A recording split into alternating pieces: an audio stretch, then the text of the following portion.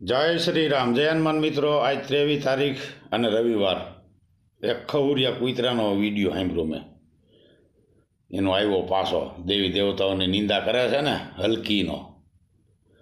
હવે એને એટલું કહેવા માગું છું કે તું પેદા કેમ થયો, તારી મા તને નહીં કહે, પણ હું કહું તારી માની જુવાની હતી.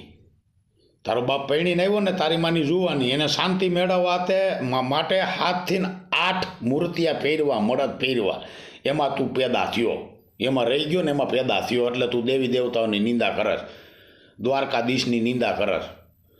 અને જે ભગવાનની નિંદા કરતો હોય એ માથે ઊભો રહીને એની બેનની દલાલી કરતો હોય, મને એટલી ખબર.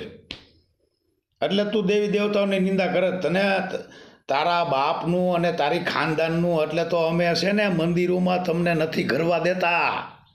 એમાં તમારી જલન થાય છે. લુખીના તારી માને